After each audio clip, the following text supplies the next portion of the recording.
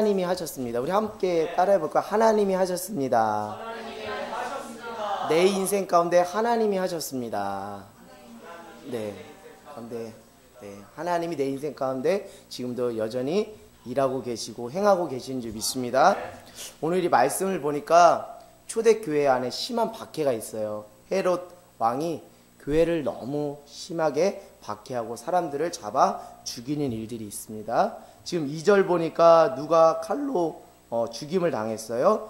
요한의 형제 야고보가 칼로 죽임을 당해서 순교를 당합니다. 그리고 나서 오늘 말씀에 보면 베드로가 또 옥에 갇히는 그런 사건이 나와요. 그 소식을 듣고 교회 공동체가 어떤 반응을 보이냐면 5절에 이에 베드로는 옥에 갇혔고 교회는 그를 위하여 간절히 하나님께 뭐 했더라? 기도하더라. 네, 기도한 거예요.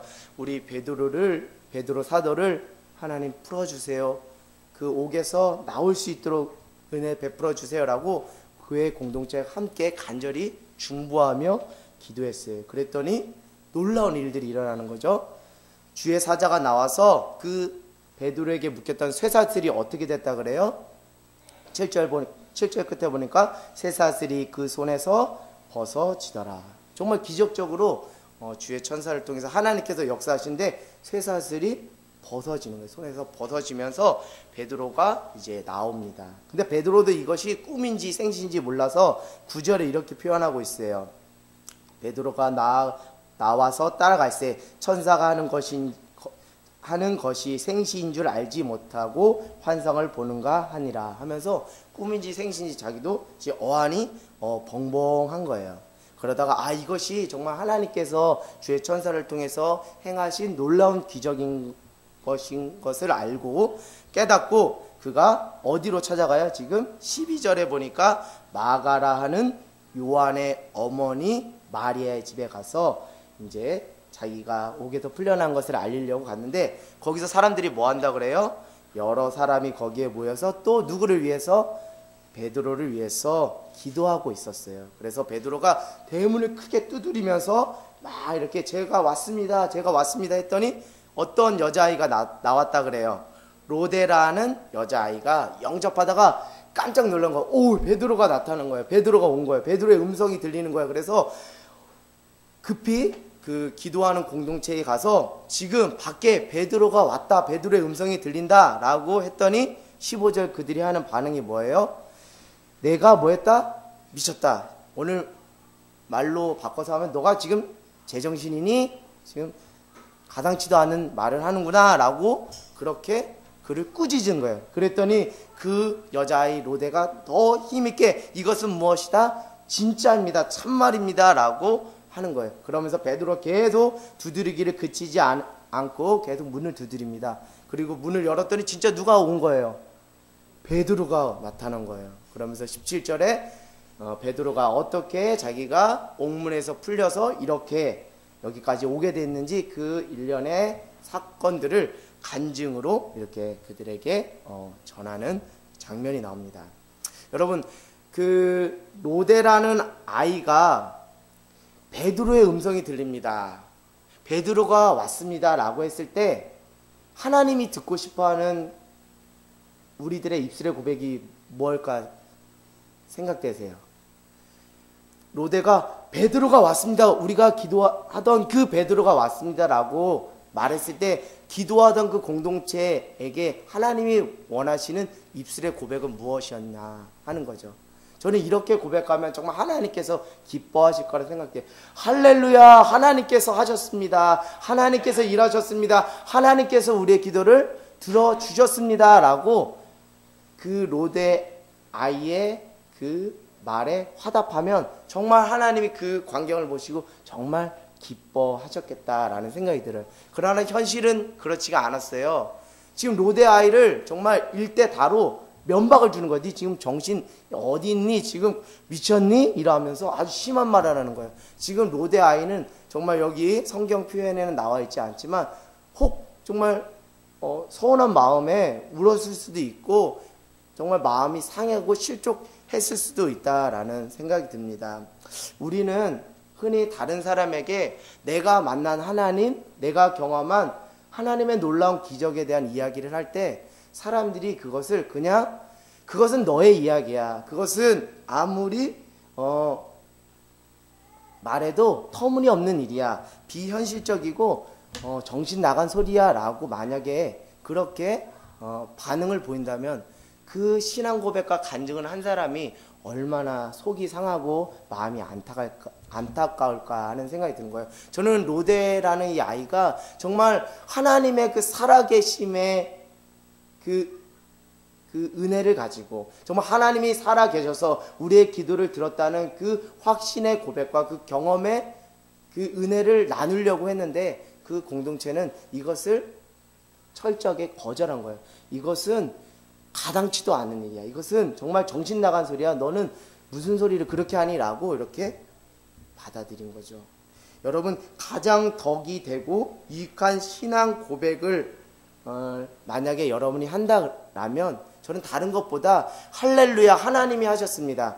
수많은 말보다 정말 여러분이 신앙이 있고 여러분이 기도하는 자라면 다른 입술의 고백보다 오늘 말씀 제목처럼 할렐루야 하나님께서 하셨습니다. 할렐루야 하나님께서 내 인생 가운데 역사하셨습니다. 할렐루야 하나님께서 하늘 땅 교회를 6년 동안 지금까지 이끌어 주셨습니다. 하늘 땅 교회 가운데 함께 하셨습니다 라는 그 짧지만 귀한 그 입술의 고백을 하나님께서 받으신다라고 생각돼요. 우리의 생각과 우리의 경험과 지식으로 여과해서 판단해서 그것은 가당치도 않은 일이야. 그건 현실적으로 일어날 수 없는 비현실적인 일이야 라고 이렇게 무자르듯 딱 잘라버린다면 그 공동체 안에 더 많은 신앙 고백과 간증이 나눠질 수가 없겠다라는 생각을 해보게 됩니다. 여러분, 이런 거 있어요. 학습된 무기력감이라는 것이 있습니다. 학습된 무기력감.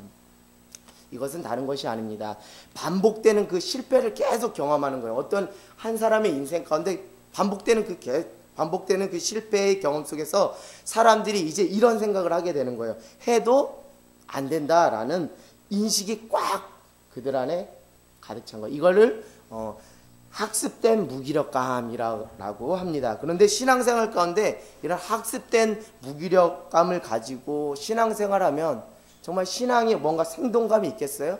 아니죠. 그날이 그날이고 오히려 그날이 더 퇴보하고 오늘 있던 신앙도 더 까먹을 수 있다는 거죠. 특별히 기도하는 자라면 이 학습된 무기력감이 내 안에 있는지 그것을 정확하게 보는 귀한 은혜가 있기를 원해요. 정말 내가 기도는 합니다. 기도는 열심히 합니다. 그럼 내 의식과 내 마음속에 여전히 기도는 하지만 그것은 내 삶에 일어날 수 없는 일이야 라고 이렇게 그냥 학습된 무기력감 속에 빠져서 그냥 형식적인 기도를 한다면 그 기도가 무슨 소용이 있고 그 기도가 무슨 능력이 나타나겠습니까? 오늘 로데 아이를 향해 미쳤다고 면박을 주는 교회 공동체가 지금까지 열심히 했던 그 기도는 도대체 무엇이었던가라는 생각을 합니다. 이 로데 아이는 정말 마음이 아팠을 거예요. 나도 열심히 기도하고 우리 교회 공동체도 열심히 기도해서 하나님이 역사하셔서 하나님이 하셨는데 이거를 받아주지 않는 이 현실에 대해서 매우 마음이 아프고 실족했을 수 있다라는 생각이 들어요. 여러분, 신앙이 정말 건강하려면, 신앙이 건강하려면, 그리고 신앙이 정말 생명력이 있으려면, 그리고 신앙을 통해서 주변에 선한 영향력을 끼치려면 확장성이 있어야 된다라는 생각을 합니다. 신앙에 무엇이 있어야 된다? 확장성이 있어요. 신앙이 여기 안에 있는 게 아니에요. 신앙이 막 이렇게 뻗어나가는 거예요. 이 어둠이 신앙의 확장성으로 빛으로 막 정말 우울하고 참담한 이 현실 속에서 그 신앙의 확장성이 있어서 그곳이 빛으로 기쁨과 소망으로 막 바뀌는 거예요. 신앙은 고여있는 것이 아닙니다. 신앙은 고정된 것이 아니에요. 신앙은 움직이고 생동하는 것이거든요. 그래서 신앙은 자꾸 확장하는 거예요. 그것이 건강한 신앙이고 그것이 생명력 있는 신앙이고 그것이 영향력 있는 신앙이에요. 뭔가 제자리에 맴도는 매일 똑같은 말만 반복되는 쳇바퀴식의 신앙생활의 틀에서 이제는 우리가 벗어나야 된다라는 생각이 들어요. 확장성 있는 신앙이라는 건 다른 것이 아닙니다. 이 신앙의 본질을 가지고 삶의 실천과 적용이라는 어디까지? 삶의 자리의 영역까지 그 신앙을 확장성 있게 적용하고 실천하고 몸부림치는 거예요. 그래서 내가 이 삶의 자리에서 내가 지금 어떻게 반응하고 어떻게 살아야 될지를 철저하게 몸부림치면서 살아내는 그것이 살아있는 신앙이고 생명력 있는 신앙이고 건강한 신앙이고 그것이 결론적으로 확장성 있는 신앙이라는 생각을 하게 됩니다. 여러분, 말씀을 많이 읽습니다. 말씀을 많이 읽어요. 근데 그 말씀이 다른 사람을 정죄하고 판단한다면 그 말씀이 무슨 확장성 있는 말씀일까? 오늘 말씀 본문처럼 기도를 열심히 합니다. 모여서 통성 기도합니다. 베드로 사도를 풀어달라고 기도합니다. 그러나 기도가 그 확장성이 없어서 오늘 기도하고 하나님의 역사하심을 경험했음에도 불구하고 말로 다 까먹는데 그 기도가 어떤 확장성이 있고 어떤 능력과 어떤 영향력을 끼치고 생명력을 낳을 수 있겠습니까? 여러분, 예배를 한다고 합니다. 예배라는 것이 교회 장소에서 드리는 것으로만 제한된 개념으로만 그 예배를 생각하면 안 돼요. 예배에는 확장성이 있습니다. 확장성 있는 예배는 삶이 곧 무엇이다? 예배라는 거예요. 여러분, 확장성 있는 기도는 다른 것이 아닙니다. 우리가 말하고 우리가 대화하는 그것도 무엇이다? 기도예요. 오늘 교회 공동체는 확장성 있는 기도가 부족했다라는 생각이 들어요. 기도는 열심히 했습니다. 겉으로 보여지는 행위적인 기도는 열심히 했어요. 그러나 그 기도가 단지 두세 사람이 모여서 어떤 공간 안에서 주여 주여 주여 도와주시옵소서라는 어떤 울부짖음의 그 기도의 개념을 넘어서는 삶의 자리까지의 그 확장성이 없었다는 거예요. 기도는 다른 것이 아니에요. 기도는 대화입니다. 하나님과의 대화이고요. 삶 속에서의 대화입니다. 언어 그 자체가 기도라고 생각한다면 언어의 그 확장성을 삶의 영역까지 적용하고 실천하고 몸부림친다면 우리가 기도하는 자가, 우리가 기도하는 사람이 어떻게 하나님이 살아계시지 않다라고, 그것은 미친 짓이라고, 그것은 비현실적인 일이라고 말할 수 있겠어요? 오늘 이 사람들은 기도는 하였지만 기도를 쌓는 기도가 아니라 다 까먹는 확장성 없는 기도를 했다는 거예요. 여러분, 이제 우리의 신앙이 이제는 뭔가 제자리에 맴도는, 정말 나의 신앙 부지하는 데만 전전긍긍하는 것이 아니라 정말 확장성이 있어서 나로 말미암아 다른 사람이 살아나고, 나로 말미암아 다른 사람이 소망을 보고, 나로 말미암아 누군가가 예수님께로 나오는 그런 어떤 확장성 있는 그 신앙이 되기를 간절히 소망합니다. 우리 2017년도 표어가 이거예요. 기도하고 말하라. 기도하고 봉사하라. 기도하고 결정하라. 여러분, 이것은 다른 것이 아니에요. 2017년도 기도의 무엇을? 확장성을 삶의 자리까지 확장하라는 거예요. 그래서 하나님의 강하신 선포입니다. 여러분, 기도라는 것은 그냥 내 입술로 주여 주여 몇 마디 외치는 것이 기도가 아니에요. 기도라는 것은 우리의 삶의 확장성 있는 기도는 말과 대화가 달라야 된다는 것이죠. 오늘 교회 공동체, 그것이 좀 아쉽고 안타까운 부분이었다라고 합니다. 그래요. 베드로를 위해 기도하는 교회 공동체가 기도는 했지만 기도의 확장성이 없었어요. 기도가 삶의 자리까지 들어가지 못한 거예요. 그래서 삶의 실천과 적용의 차원까지 나가지 못했어요. 그러니까 몸부림치는 기도가 나아갈 수 없고 그냥 형식적인 맴도는 기도만 하게 되는 것이죠. 오늘 교회 공동체 정말 열심히 기도했습니다. 그러나 믿음 없는 그 말로 기도한 그 수고와 노력을 다 까먹으니 너무나 속상하고 너무나 안타까운 것이죠. 여러분, 확장성이 없는 그냥 그 제자리를 머물며 삶의 실천과 적용을 무시한 채 자신이 정의 내린 신앙이 전부라고 고수하며 다른 사람을 정죄하는 도구로만 사용한다면 우리는 변화된 삶을 살 수 없어요. 저는 결론적으로 다시 말씀드리면 확장성 있는 신앙이 되지 않고서는 우리 삶에 변화가 없다는 거예요. 확장성 있는 신앙이 없다면 우리 스스로 우리가 쌓아놓은 철옹성에 갇혀서 전혀 나를 깨뜨리지 않고 변화되지 않는, 정말 바리새인과 서기관 같은 회칠한 무덤의 신앙 모습을 보여줄 수밖에 없다라는 거예요. 그 모습을 보고 하나님이 매우 안타깝게 여기실 줄 믿습니다. 그저 우리가 쌓아놓은 곳에서 우물안 개구리식의 신앙생활을 한다면 정말 하나님께서 기뻐하실까라는 생각이 들어요. 그런 사람들을 혹 우리는 근본주의자라고 하는 거예요. 근본주의자. 자기들이 정답이라고 하는 거예요. 정답을 말하면 뭐예요? 정답을 말하면 뭐예요? 정답대로 살아가야지 그것이 진짜 정답이죠. 십자가를 말하면 뭐예요? 십자가대로 내가 십자가를 지고 나가야죠. 십자가를 말하면 뭐예요? 십자가 앞에 내가 죽지 않은데 그게 뭐예요? 십자가를 말했을 수는 있어도 십자가를 지고 십자가 앞에 내가 죽지 않는다면 그것은 여전히 다른 사람을 정죄하는 근본주의자고 교회 공동체를 하나로 묶는 것이 아니라 분리시키는 분리자의 우리의 함정에 빠지는 거예요. 여러분, 이제는 확장성 있는, 정말 신앙이 살아있어야 합니다. 신앙이 뭔가 움직여야 돼요. 신앙은 퍼져나가는 거예요. 신앙은 영향력을 끼치는 거예요. 확장성 없는 신앙생활을 하는 사람은 자기도 변할 수 없고 다른 사람도 변화시킬 수 없는 거예요. 삶의 자리에서 철저하게 몸부림치면서 살아낸 그 삶을 보여주지 않는 이상 다른 사람은 변화될 수 없어요. 그리고 자기 자신도 변화될 수 없는 거예요. 여러분, 신앙의 확장성을 가지고 신앙생활하는 저와 여러분이 되길 원합니다. 확장성 없는 신앙생활, 삶의 자리 속에서 믿는 그리스도인으로 어떻게 살아야 하는지 고민하고 반성하며 적용하고 실천하는 모습이 없다면 하나님은 더 이상 그 인생 가운데 살아서 역사할 수가 없어요. 살아계신 하나님을 우리가 죽이는 꼴이 되고 만다는 거죠.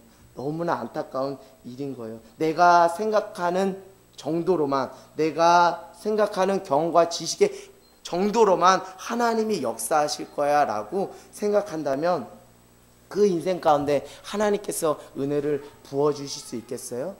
여러분, 예레미야 33장 3절, 너는 내게 부르짖으라. 내가 내게 응답하고 내가 알지 못하는 크고 은밀한 일을 보이리라. 이것은 다른 것이 아닙니다. 우리가 기도할 때 확장성 있는 기도를 하라는 거예요. 내가 기도하지만 이 정도만 하나님이 역사하실 거라는 이미 한계를 정하고 기도하지 말라는 거예요. 기도할 때 우리가 생각할 수 없는 놀라운 방식을 가지고 놀라운 방법을 통해서 어떤 모양으로든 하나님 역사하실 수 있다라는 거예요. 확장성 있는 신앙이야말로 초월적이고 풍성한 하나님의 은혜를 경험할 수 있는 거예요. 그래서 우리가 매일 삶 속에서 하나님이 살아계셔 라고 고백할 수 있는 거예요. 확장성이 없는 신앙생활은 요 정도의 하나님으로 재단해버리는 거예요.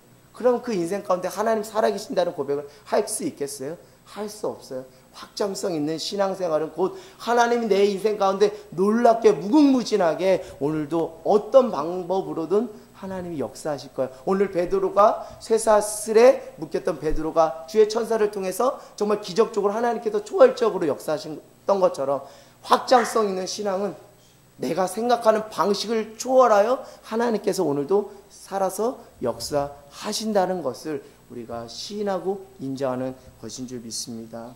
여러분, 베드로는 17절에 이렇게 고백을 합니다. 우리 17절 한번 우리 읽어볼까요? 시작. 베드로가 그들에게 손짓하여 주께서 자기를 이끌어 옥에서 나오게 하던 일을 말하고 또 야고보와 형제들에게 이 말을 전하라 하고 떠나 다른 곳으로 가니라.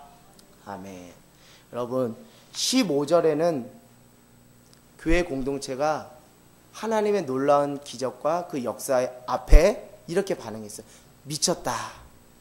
정신 나간 소리 한다. 이렇게 반응을 했습니다. 그러나 그 기적을 직접 체험한 베드로는 17절에 이렇게 고백해요. 이것은 누가 하신 것이다? 주께서 자기를 뭐한 것이다? 이끌어. 주께서 자기를 이끌었다는 거예요. 이것은 달리 말하면 베드로의 인생 가운데 하나님이 역사하셨다는 거예요. 베드로는 지금 한 줄의 고백을 하는 거예요. 이것은 사람의 생각과 사람의 경험과 지식을 초월하여 하나님만이 하실 수 있는, 하나님이 하셨습니다라는 한 줄의 신앙 고백인 거예요. 하나님이 하셨습니다. 베드로는 이렇게 고백하는 거예요. 주께서 나를 이끌어 주셨다. 이건 하나님이 하셨다는 거예요. 하나님만이 하실 수 없는 일이라는 거예요.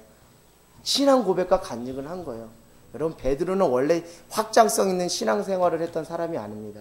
여러분 사도행전 10장으로 한번 가보세요. 사도행전 10장으로 한번 가보세요. 사도행전 10장에 보면 하나님께서 환상을 통해서 누구에게 복음을 전하라고 합니까? 로마 백부장 고넬료에게 복음을 전하라고 해요. 그러나 여전히 유대교적 색채가 강한 베드로는 누구에게만 복음을 전하려고 했어요. 이방인에게는 복음을 전하려고 하지 않고 유대인에게만 복음을 전하려고 했어요. 그의 생각의 틀 속에는 다른 것이 아니라 유대인에게만 성령이 임한다라고 생각을 한 거예요.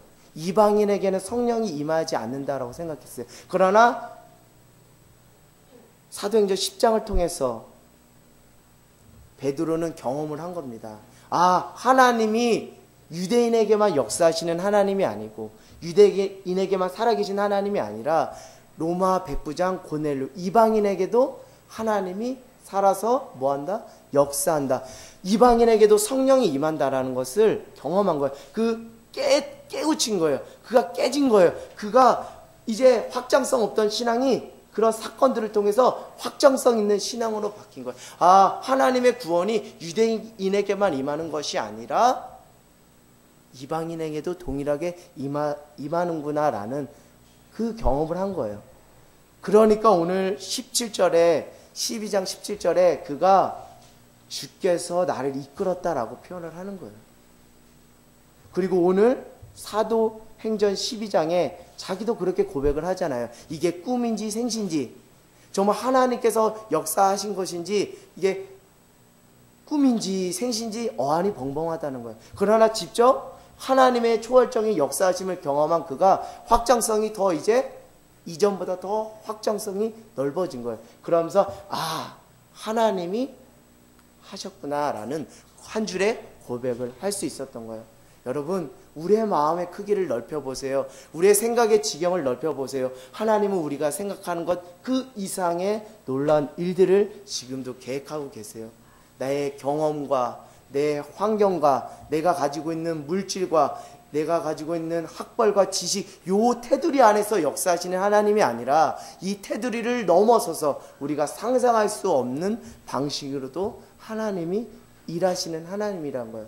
그러기 위해서는 우리의 신앙이 우물한 개구리 신앙이 아니라 확장성 있는, 정말 퍼져나가는 그 신앙의 폭을 더 넓히는 귀한 은혜가 있기를 원합니다. 여러분, 하나님은 우리의 인생이 정말 이렇게 말씀하잖아요. 예수님께서 요한복음을 통해 이렇게 말씀하잖아요. 내가 온 것은 양으로 생명을 얻고 더 뭐하게 한다? 풍성하게 한다. 여러분, 풍성하신 하나님의 은혜를 경험하길 원합니다. 오늘 초대교회 공동체에게 놀라운 하나님의 은혜가 부어진 거예요. 얘들아, 너희들 요 정도만 내가 역사할 거라고 생각했지? 아니야. 베드로가 쇠사슬에서 풀려난 것처럼 하나님은 너희들이 생각하는 것보다 무궁무진하게 역사하셔. 그 하나님을 바라봐. 그 하나님을 기대해. 그 하나님을 바라보며 너희 인생을 믿음으로 선포하고 도전해봐. 그런 너희 인생 가운데도 초대교회 역사했던 하나님이 너희 인생 가운데도 동일하게 역사할 거야 라고 오늘 강한 믿음의 도전을 하는 줄 믿습니다. 하나님께서 하늘 땅 교회 가운데 6년 동안 놀랍게 가히 상상할 수 없는 일들을 하셨어요. 저는 지난 6년의 세월 동안 하늘 땅 교회 가운데 하나님께서 하셨다라는 믿음의 고백을 여러분 앞에 단언컨대 하고 싶습니다. 또 한 가지 고백을 하자면 앞으로도 하나님이 동일하게 우리가 상상할 수 없는 방식으로 하나님께서 역사하시고 하나님께서 일하셔서 하나님께서 하늘 땅 교회를 통해서 하셨습니다라는 그 입술의 고백이 우리 안에 간증되어지기를 간절히 소망합니다. 여러분, 어제도 계셨고 오늘도 계셨고 내일도 여전히 우리와 함께 하시는 그 하나님을 우리의 생각으로 제한하지 말고 풍성하게 초월적으로 일하시는 그 하나님의 은혜를 경험하는 확장성 있는 신앙생활을 하는 저와 여러분 모두가 되기를 주님의 이름으로 소망합니다.